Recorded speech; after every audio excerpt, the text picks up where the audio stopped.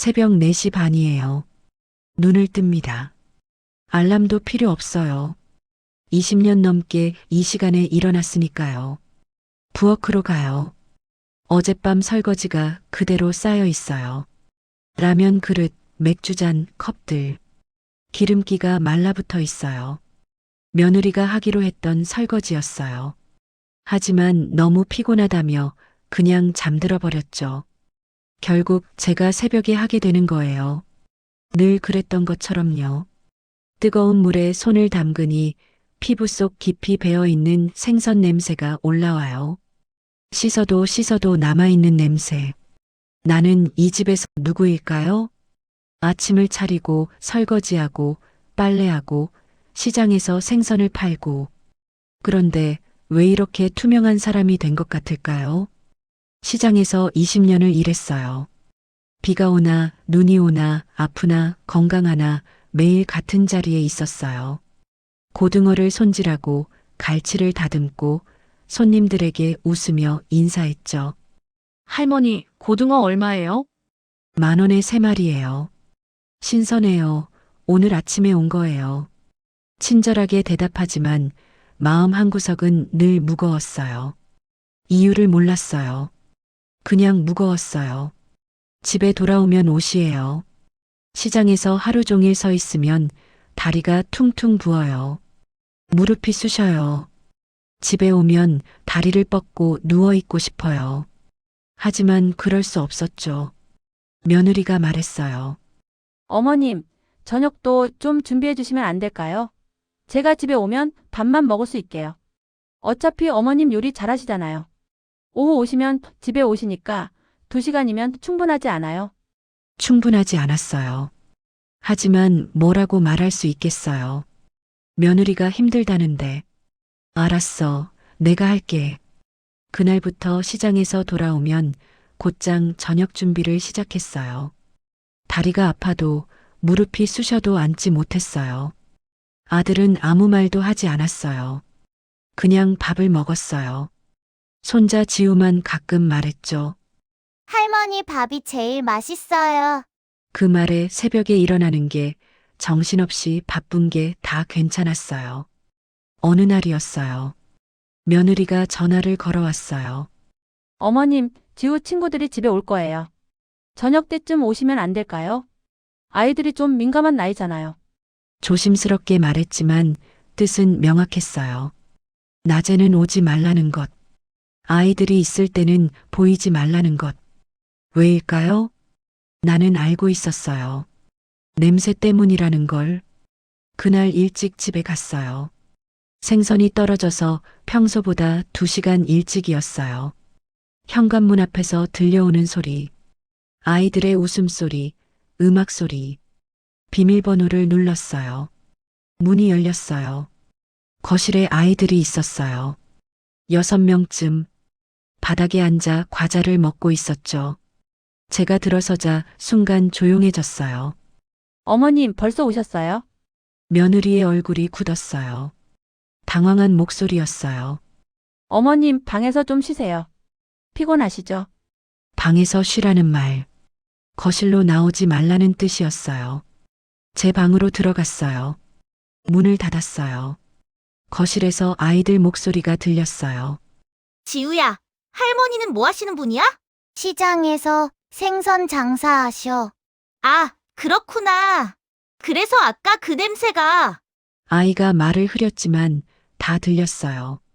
심장이 멈추는 것 같았어요. 손을 코에 가까이 가져갔어요. 냄새가 났어요. 비린내. 아무리 씻어도 지워지지 않는 냄새. 욕실로 갔어요. 뜨거운 물을 틀었어요. 비누로 손을 씻었어요. 1번, 2번, 3번, 4번. 손등이 빨개졌어요. 따가웠어요. 하지만 계속 씻었어요. 5번, 6번. 냄새가 지워지지 않았어요. 거울을 봤어요. 눈가가 붉어져 있었어요. 눈물이 맺혔어요. 하지만 흘리지 않았어요. 울면 안 됐어요. 거실에서 들릴지도 모르니까.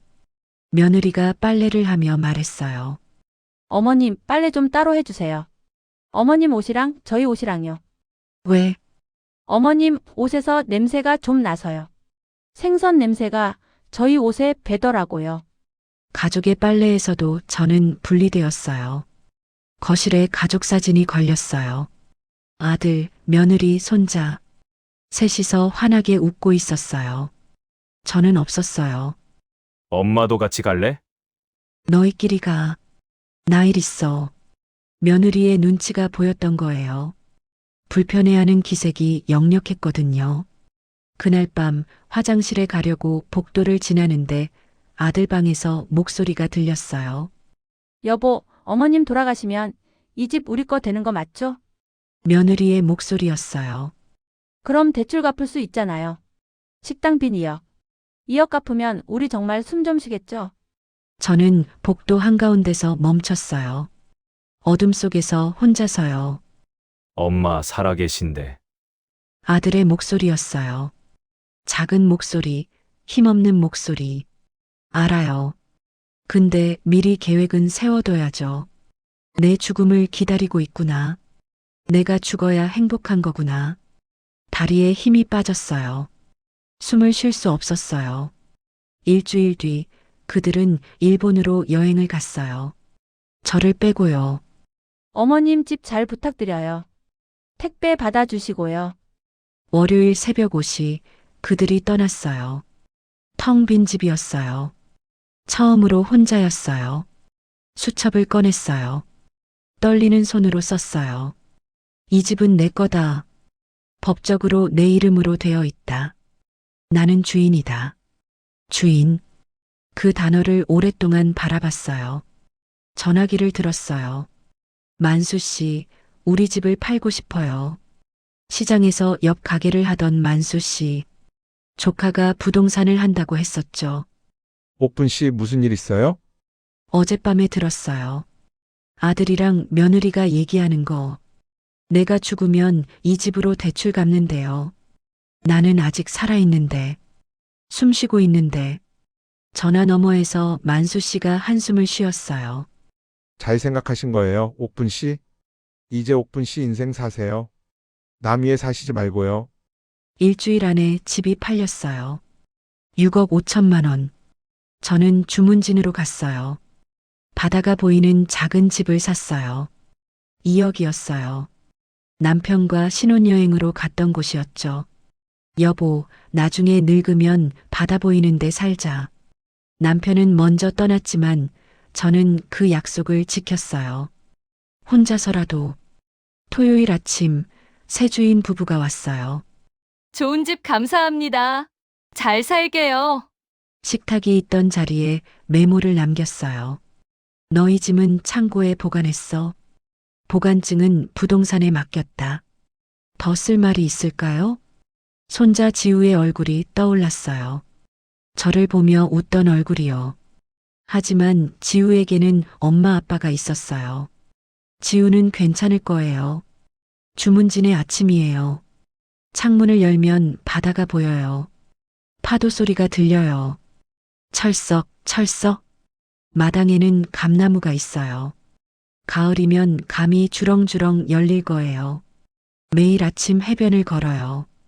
맨발로 모래를 밟아요. 차가운 파도가 발목을 적셔요. 시원해요. 동네 할머니들과 서예를 배워요. 텃밭에 상추도 심었어요. 국민연금이 나와요. 많지 않지만 충분해요. 저녁이면 창가에 앉아 노을을 봐요. 아름다워요. 아들이 전화했어요. 엄마, 이게 대체 무슨 짓이야? 그 집은 팔았어. 엄마, 우린 어떡하라고? 창고 보관료는 3개월치 냈어. 그 안에 집 구해. 너희한테 미안하다는 말은 안 할게. 나도 이제 내 인생 살아야겠어. 전화를 끊었어요. 석 달 뒤 아들이 찾아왔어요.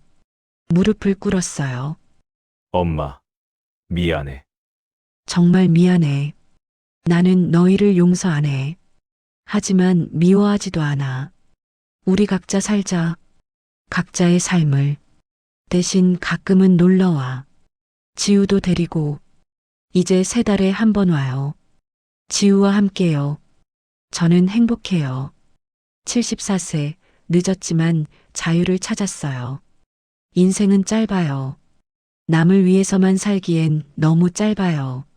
지금이 바로 새로운 인생의 시작점이 될 수 있어요. 저처럼요.